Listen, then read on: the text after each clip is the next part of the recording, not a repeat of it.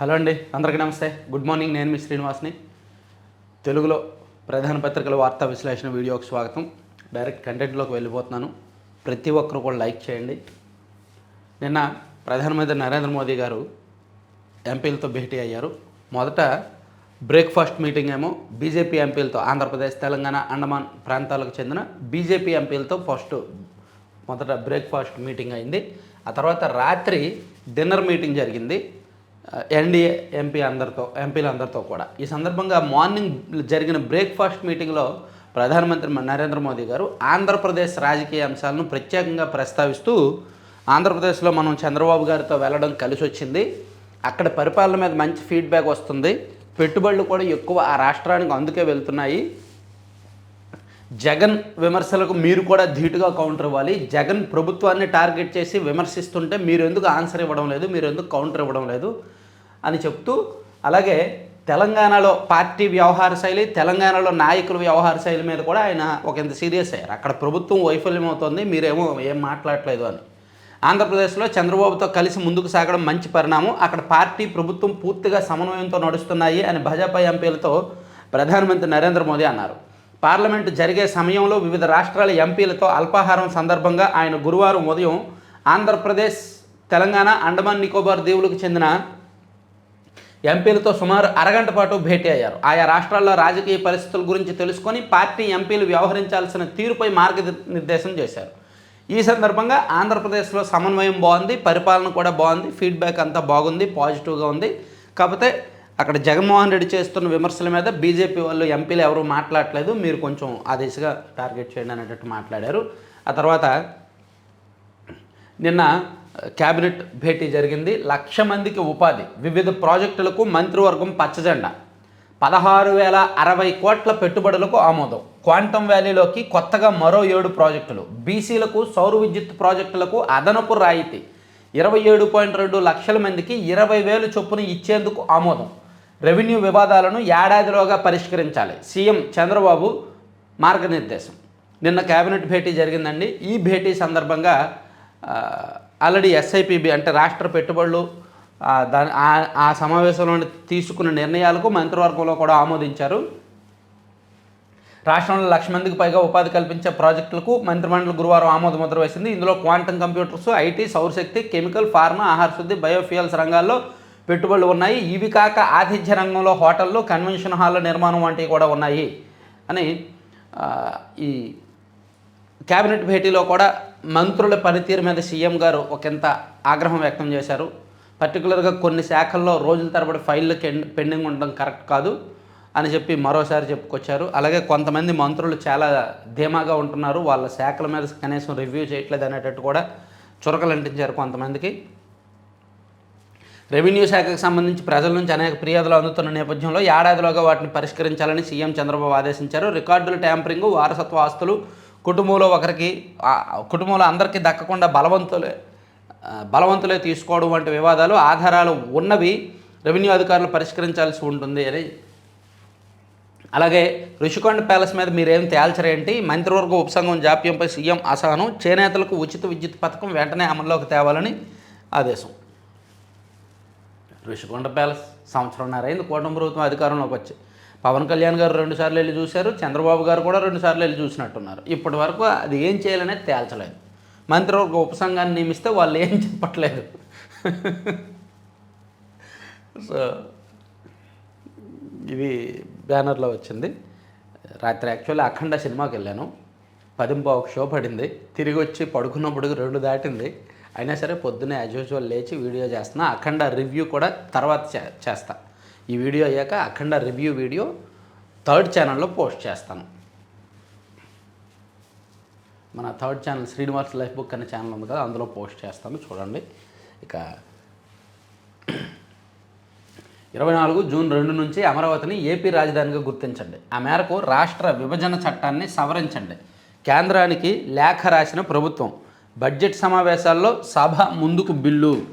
ఆంధ్రప్రదేశ్ నూతన రాజధానిగా అమరావతిని 2024 జూన్ 2 నుంచి చేరుస్తూ విభజన చట్టంలోని సెక్షన్ 5 క్లాజ్ 2ను సవరించాలని రాష్ట్ర ప్రభుత్వం కేంద్రాన్ని కోరింది. అమరావతి రాజధానికి చట్టబద్ధత కల్పిస్తూ విభజన చట్టాన్ని సవరించాలని రాష్ట్ర ప్రభుత్వం కోరిన నేపథ్యంలో ఎప్పటి నుంచి దాన్ని అమల్లోకి తేవాలో స్పష్టత ఇవ్వాలంటూ కేంద్ర హోంశాఖ ఈ నెల 1న రాష్ట్ర ప్రభుత్వానికి లేఖ రాసింది.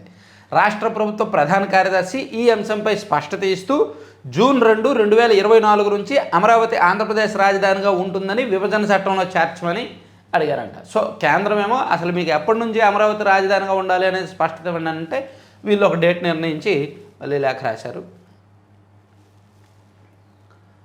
ఇవన్నీ కూడా బ్యానర్లో వేశారు, మీరు కూడా చూడొచ్చు. ఇదిగోండి, ఇక్కడ డిప్యూటీ సీఎం గారిని అభినందించింది నిన్న మంత్రివర్గం.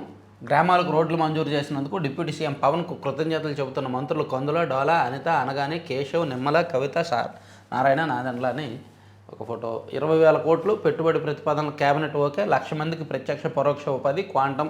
సో మంత్రివర్గ సమావేశం గురించి వేస్తూ అన్నీ నేనే చూడాలా, మంత్రులు చొరవ తీసుకోవాలి కదా, పరిశ్రమలకు భూ కేటాయింపులు, రెవెన్యూ సమస్యలపై స్పందించండి. పాపం మంత్రులు ఏం చేస్తున్నారంటే, to be fact, A file controversy అది పక్కన పెట్టేస్తున్నారు, బాబు మనకెందుకు అని.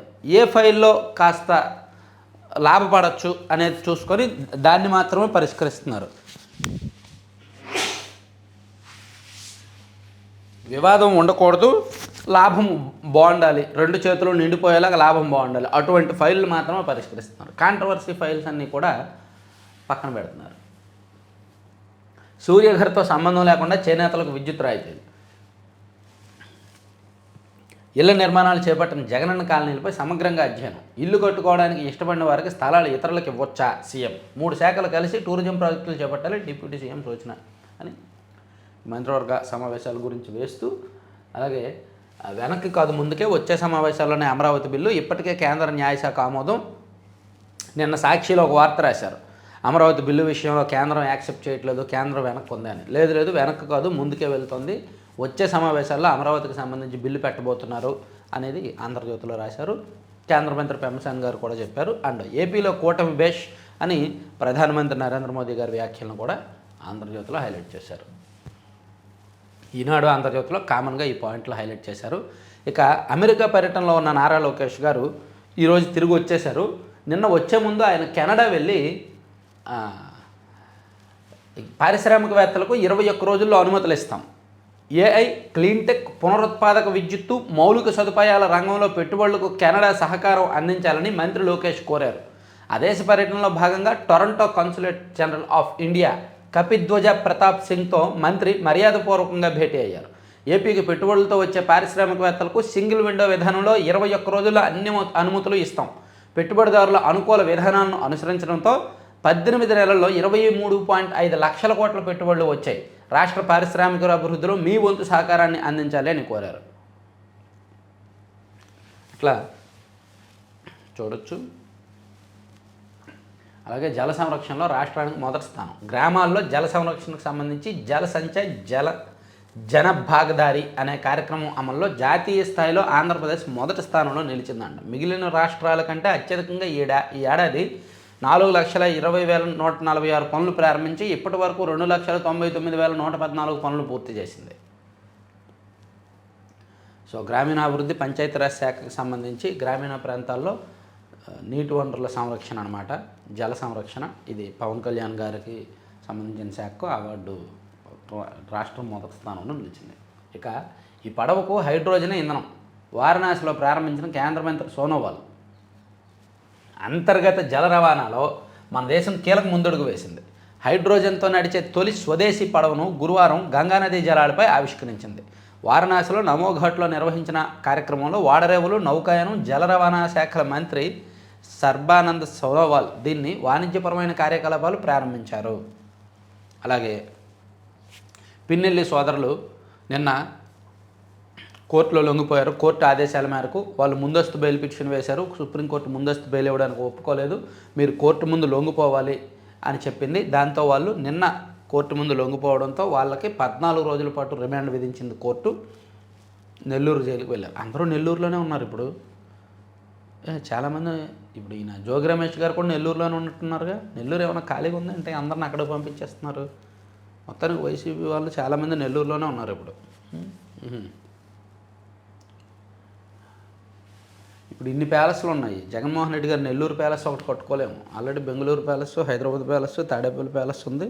రుషికొండ ప్యాలెస్ అంటే ప్రభుత్వాన్ని, నెల్లూరు ప్యాలెస్ ఒకటి కట్టుకోలేము అంటే అక్కడ కూడా ఉండాల్సి రావచ్చు వీళ్ళని పరామర్శకి దానికి దీనికి వెళ్ళడానికి.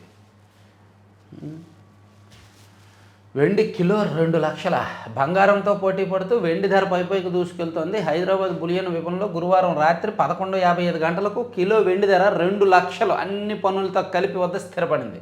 అంతర్జాతీయ విపణిలో ఔన్సు అంటే 31.10 గ్రాముల వెండి ధర ఎన్నడూ లేనంతగా గరిష్ట స్థాయి $64.24 చేరడం, దేశీయంగా డాలర్ విలువ కూడా జీవనకాల గరిష్ట కావడంతో వెండి ధరలకు రెక్కలొచ్చాయి.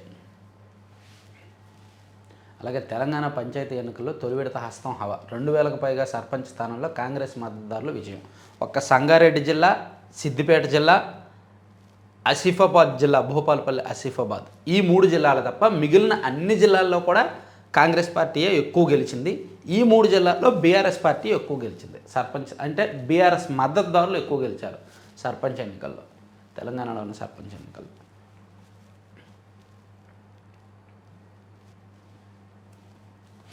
సప్తగిరులకు సహజ సిరులు, పచ్చదనం పునరుద్ధరణకు దశాబ్ది ప్రణాళిక. తిరుమలలో సంపంగి, పారిజాతం, పొగడ పరిమళాలు. శాస్త్రీయ పద్ధతిలో నీటి సంరక్షణ, మట్టి సారం పెంపు. సంపంగి, పారిజాతం, పొగడ ఈ 3 పువ్వులకు సరే సంపంగి కాసేపు పక్కన పెడితే మిగిలిన 2 పువ్వులకు ఒక ప్రత్యేకత ఉంది.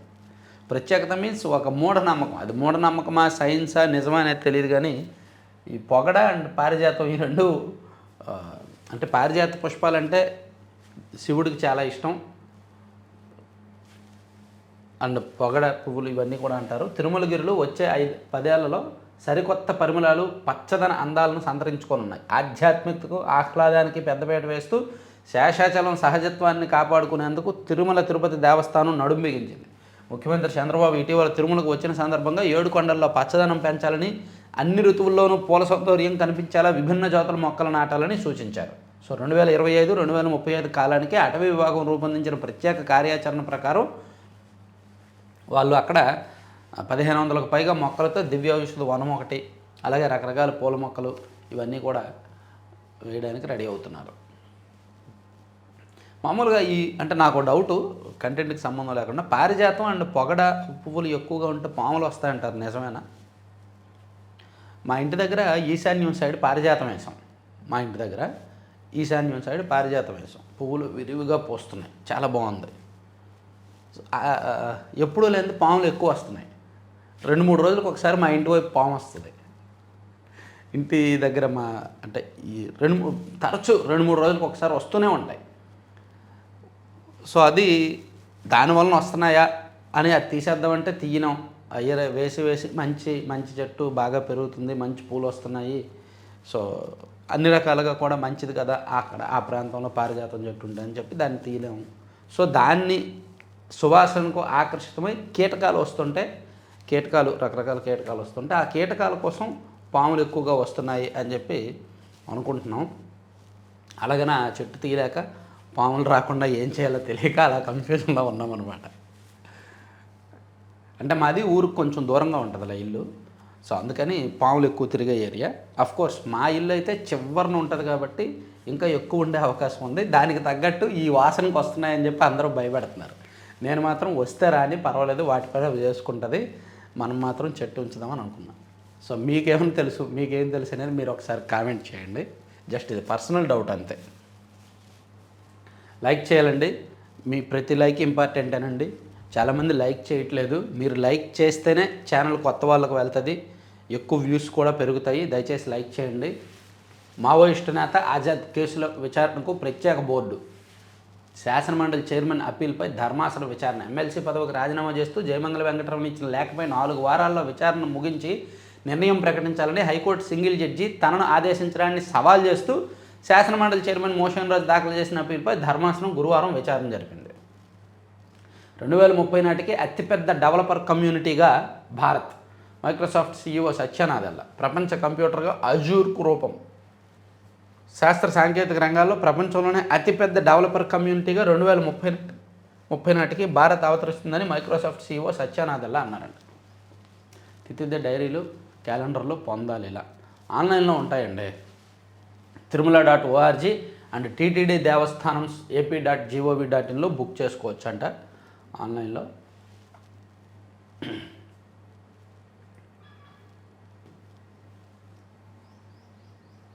విశాఖలో కుక్కకాటుతో 9వ తరగతి విద్యార్థి మృతి. గౌతమ్ రెడ్డి ప్రొటెస్ట్ పిటిషన్ తిరస్కరణ, విచారణ లేదని తెలిసిన ఏసీబీ కోర్టు. సో చంద్రబాబు గారి మీద ఫైబర్ నెట్కి సంబంధించి కేసు పెట్టాడు కదా గౌతమ్ రెడ్డి, ఆ పిటిషన్ను కోర్టు కొట్టేసింది. కొత్త ప్రాజెక్టులు నిర్మించకుండా తెలంగాణను నిలువరించాలి. కేంద్ర జలశక్తి శాఖ, జలసంఘం, కృష్ణా బోర్డులకు ఏపీ లేఖ. సల్మాన్ ఖాన్కు ఓరట, ఆయన ప్రైవసీ హక్కులు రక్షణ కల్పించండి, జూనియర్ ఎన్టీఆర్ పిటిషన్ ఫిర్యాదుగా తీసుకోండి, ఢిల్లీ హైకోర్టు ఆదేశం. జూనియర్ ఎన్టీఆర్ కూడా ఒక పిటిషన్ వేశారు. ఇప్పుడు ఆయన మెగాస్టార్ చిరంజీవి గారు వేశారు కదా, తన పేరు తన ఫోటో ఎక్కడా కూడా వాడుకోకుండా, ఎవరి ప్రయోజనాల కోసమో వివాదాలకు వాడుకోకుండా ఆయన ఒక పిటిషన్ వేశారు. ఆయనకు అనుకూలంగా ఢిల్లీ హైకోర్టు తీర్పిచ్చింది. సేమ్ ఆయనలాగే జూనియర్ ఎన్టీఆర్ కూడా ఒక పిటిషన్ వేశారు.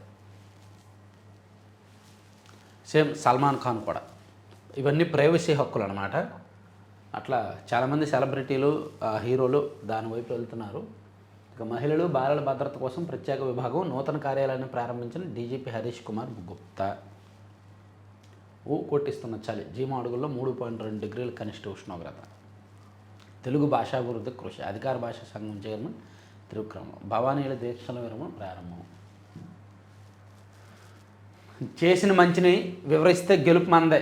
ప్రతిపక్షంలో ఉన్నప్పటికంటే ఎక్కువగా శ్రమించాలి. మహిళల మద్దతు కూడగట్టడంలో మీదే కీలక పాత్ర. కార్యకర్తల శిక్షణ కార్యక్రమంలో సీఎం చంద్రబాబు. సో మండల పార్టీ అధ్యక్షులు, ప్రధాన కార్యదర్శులతో తెదేపా కేంద్ర కార్యాలయంలో సమావేశమైన టీడీపీ అధినేత చంద్రబాబు. సో నేను కార్యకర్తల శిక్షణ జరుగుతోంది టీడీపీ కార్యాలయంలో, అందులో సీఎం గారు పాల్గొన్నారు. ఇక టీడీపీ జిల్లా కమిటీల కూర్పు సామాజిక వర్గ సమీకరణాల ప్రకారం లేదు, అన్ని వర్గాలకు ప్రాతినిధ్యం కల్పించాలి, మహిళలకు 33% పదవులు ఇవ్వాలి. త్రిసభ్య కమిటీల సమావేశంలో చంద్రబాబు. రిపబ్లిక్ టీవీతో అనవసర వివాదం. కేంద్ర పరిధిలోకి విమానాల అంశం మనకెందుకు, చిన్న అంశాన్ని పెద్ద చేశారు, ఇంత జరుగుతుంటే నాకు ఎందుకు చెప్పలేదు. అధికార ప్రతినిధులపై సీఎం అసహనం. ఏదో చేయబోయి ఏదో చేశారు. కల్తీ జరగలేదని నివేదిక ఇవ్వాలని ఒత్తిడి చేశారా. 3వ రోజు తీర్చిదే మాజీ జీఎంను ప్రశ్నించిన సిట్. నేటితో ముగియనున్న కస్టడీ. సరే, ఇవన్నీ ఈనాడు అంశాలు. సాక్షికి వెళ్దాం. పాపం చాలామంది హార్ట్ బీట్ కదా సాక్షి, మన గుండెంతా సాక్షి వైపే కొట్టుకుంటుంది. ఏం రాశారో, ఏం అబద్ధాన్ని వండారా అని. అయితే ఈరోజు ఒక వ్యాలిడ్ పాయింటే రాశారు. నిజంగా అక్కడక్కడ బ్యాగులు చిరిగిపోతున్నాయి, నా దృష్టికి కూడా వచ్చింది. సో బాబు ఇదేం బ్యాగు, విద్యార్థి కిట్లో చంద్రబాబు సర్కారు ఘోరంగా ఫెయిల్. కేవలం 2 నెలల లోపే బ్యాగులు చిరిగిపోయిన వైనం, పూర్తిగా డ్యామేజ్, కుట్టించుకోలేక విద్యార్థుల తిప్పలు. హై స్కూల్ వారికి 2వ తరగతి విద్యార్థులు బూట్లు, ఒక్కొక్కటి 2279 విలువతో 35.60 లక్షల కిట్లు కొనుగోలు. ఈ విద్యా సంవత్సరంలో 800 కోట్లకు పైగా వ్యయం. జగనన్న విద్యా కానుక పథకానికే విద్యార్థి మిత్రగా పేరు మార్పు. మంచిదేగా, జగనన్న విద్యా కానుక అంటే అదేనా జగనన్న జేబులోంచి చెప్తున్నాడు అంటే జగనన్న పేరు పెట్టడానికి. సో వీళ్ళు పేరు మార్చి విద్యార్థి మిత్ర అని మార్చారంట. కానీ గత ప్రభుత్వంలో కంటే 7 లక్షల మంది విద్యార్థులకు కోత. అది కోత అంటే మీరు అదనంగా ఇచ్చారు. స్కూల్స్లో ఉన్న విద్యార్థులకు మీరు ఇస్తున్న సంఖ్యకు పొంతం లేదు. సో మీరు ఒక 50 కోట్లు 60 కోట్లు మిగుల్చుకున్నారు. మిగుల్చుకోవడానికి కక్కుర్తికి మీరు ఎక్స్ట్రా చూపించారు. వాళ్ళని ఈ ప్రభుత్వం కట్టడి చేసింది. అయితే కిట్లలో నాణ్యత లేని మాట వాస్తవం. గత ప్రభుత్వం ఇచ్చిన కిట్లలో నాణ్యత లేదు, ఇప్పుడు ఈ ప్రభుత్వం ఇచ్చిన కిట్లలో కూడా నాణ్యత లేదు. మరి బ్యాగులు ఒక కరెక్ట్గా మంచి బ్యాగు, క్వాలిటీ బ్యాగ్ కావాలంటే మినిమం 500 పెట్టవచ్చు. ఒక 700-800 పెడితే ఇంకా మంచి క్వాలిటీ బ్యాగ్ వస్తుంది. తీసుకున్న తర్వాత బ్యాగును కుట్టించి వాడుకోవడం ఇంకా మంచిది. బ్యాగు ఇచ్చిన తర్వాత ఆ బ్యాగ్ని మనం తీసుకెళ్ళి కుట్టించిన తర్వాత వాడుకోవడం మొదలు పెడితే మంచిది. బ్యాగులు కుట్టే వాళ్ళు ఉంటారు కదా. కానీ ఈవెన్ అందరూ అలా చేయరు కదా. సో ప్రభుత్వ స్కూల్స్లో పుస్తకాల బరువు వలన బ్యాగులు చిరిగిపోతున్నాయి. అది దారుణంగానే ఉంది. నాణ్యత బాగాలేదు, పైగా పుస్తకాల బరువు వచ్చి చిరిగిపోతున్నాయి అనమాట.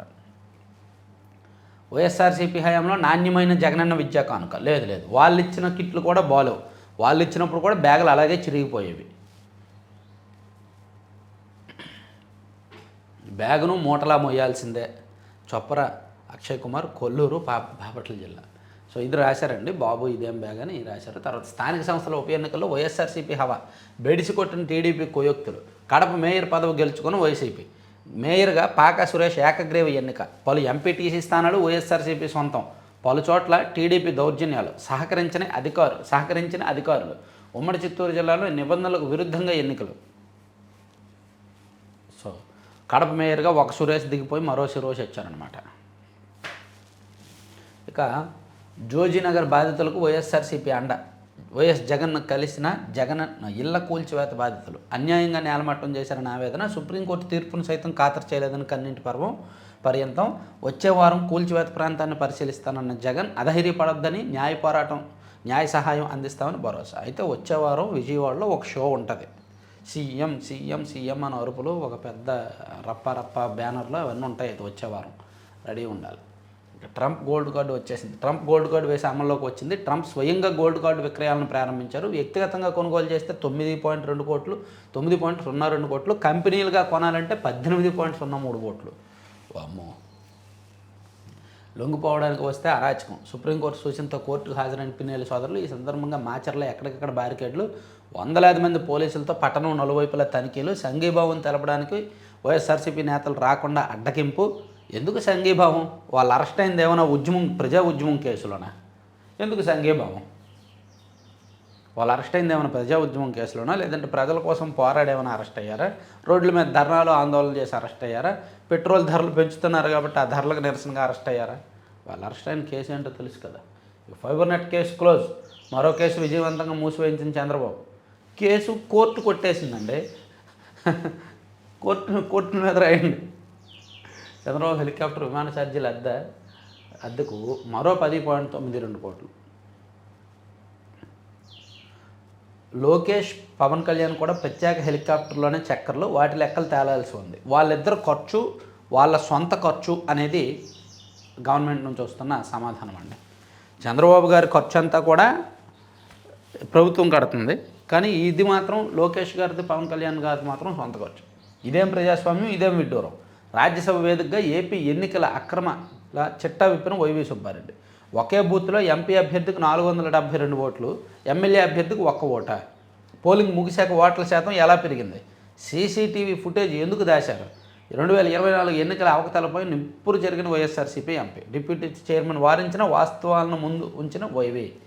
వీళ్ళు మైండ్లో గుజ్జు పెట్టేసుకొని పాపం ప్రజలిచ్చిన తీర్పుని అర్థం చేసుకోలేక, ప్రజా వ్యతిరేకతను అర్థం చేసుకోకుండా అడ్డగోలుగా వితండవాదం చేసి ఈవీఎంల వలన ఓడిపోయాము అనే భ్రమను జనంలోకి చొప్పించి వీళ్ళు పాతాళంలోకి వెళ్ళిపోతున్నారు వైసీపీ వాళ్ళు. అబ్బా, ఈవీఎంల మీద పడే ఆడవడం ఏంటో. జనం ఎడమ కాలుతో తన్ని, కుడి కాలుతో తన్ని, 2 చేతులతో తన్ని పాతాళంలోకి తొక్కిపెట్టారు. రాజకీయంగా వీళ్ళ పాలన నచ్చక, దాన్ని యాక్సెప్ట్ చెయ్యలేక, దాన్ని జీర్ణించుకోలేక ఈవీఎంల మీద నిందలేసి కాలం గడుపుతుంది ఈ పార్టీ. అందుకే fake party reality show party అంటాను. ఊరికే అన్నాను. వైఎస్ఆర్సీపీలో చేరాడని కార్పొరేటర్ కిడ్నాప్. టీడీపీ పెద్దల ఆదేశాలతో కిడ్నాపర్ల అవతారం ఎత్తిన పోలీసుల అదుపులో నెల్లూరు 5వ డివిజన్ కార్పొరేటర్, మరో కార్పొరేటర్ కుమారుడు. ఎందుకు తీసుకెళ్తున్నారో చెప్పకుండా దౌర్జన్యం. రెవెన్యూలో గందరగోళం. ప్రజలు చాలా ఇబ్బందులు పడుతున్నారు.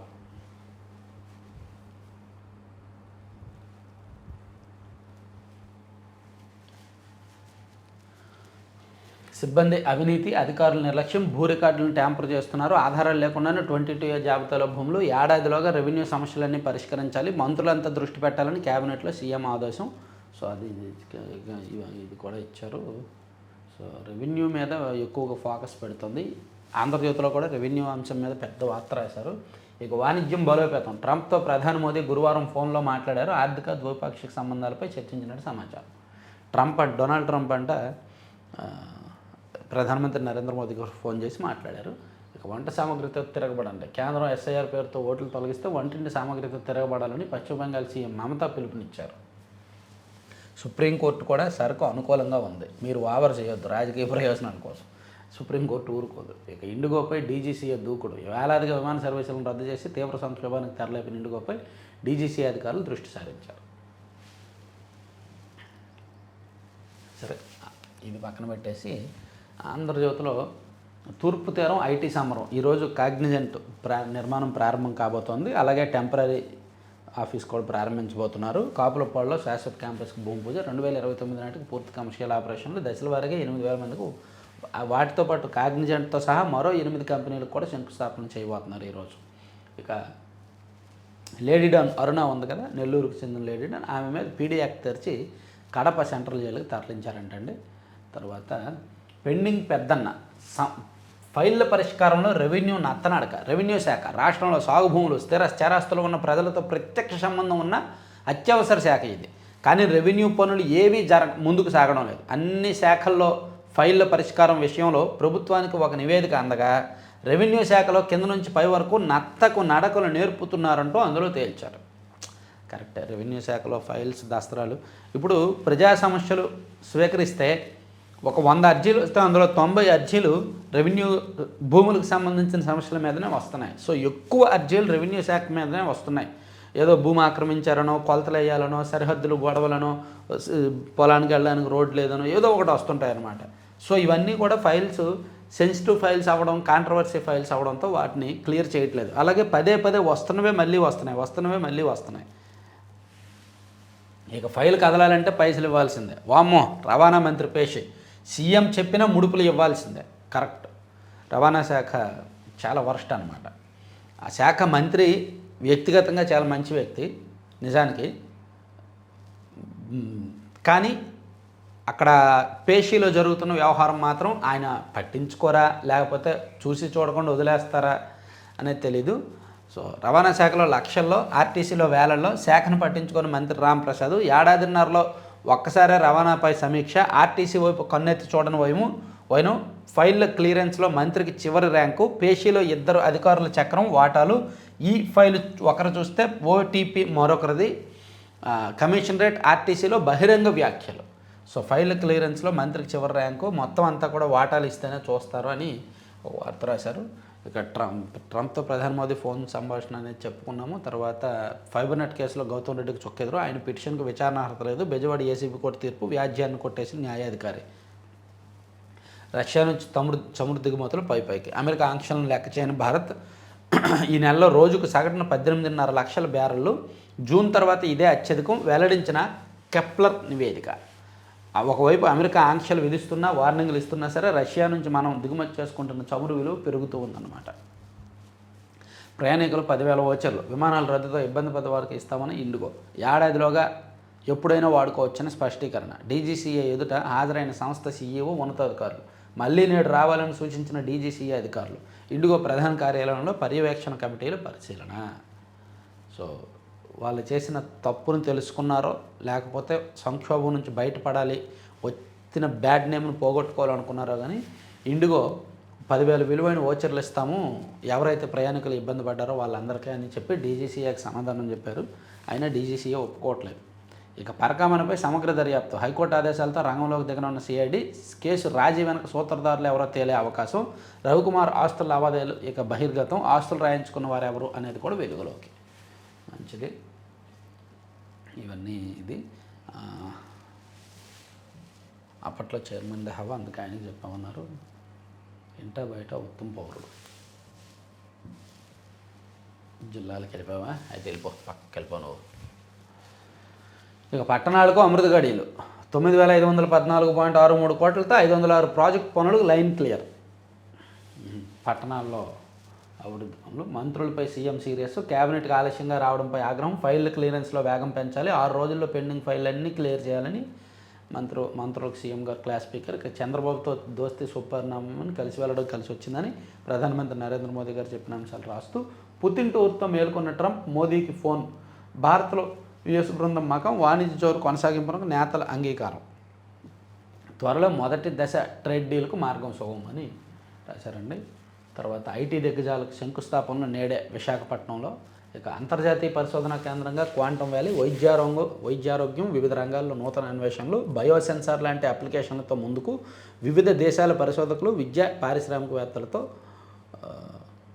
సీఎం చంద్రబాబు. అమరావతిలో క్వాంటమ్ వ్యాలీ, క్వాంటమ్ కంప్యూటర్ అదంతా కూడా నెక్స్ట్ మంత్ నుంచి ప్రారంభం కాబోతుంది కదా. సో దానికి సంబంధించి వివిధ దేశాలకు, వివిధ సంస్థలకు సంబంధించిన ప్రతినిధులతో సీఎం గారు నిన్న భేటీ అయ్యారు. ఇక చరిత్రలో కనిష్టం డాలర్తో రూపాయి విలువ 90 రూపాయల 47 పైసల దగ్గర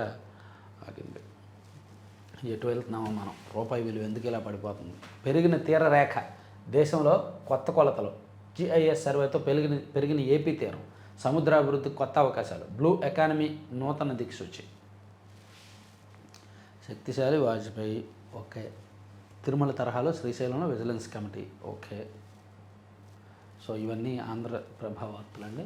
ఈనాడులో ఒక్కసారి జాతీయ స్థాయి అంశాలు, అంతర్జాతీయ అంశాలు చూస్తే ట్రంప్తో ఫోన్లో మాట్లాడిన మోదీ పలు రంగాల్లో పరస్పర సహకారం పెంపుపై చర్చ, విదేశీ విద్యార్థులు వెళ్ళిపోవడం అమెరికాకు సిగ్గుచేటు, ఇక్కడ ప్రఖ్యాత విద్యాసంస్థల్లో చదివి స్వదేశాలకు వెళ్లడంతో నష్టపోతున్నాం, ట్రంప్ వ్యాఖ్యలు, $1 మిలియన్ గోల్డ్ కార్డును ప్రారంభించిన అధ్యక్షుడు.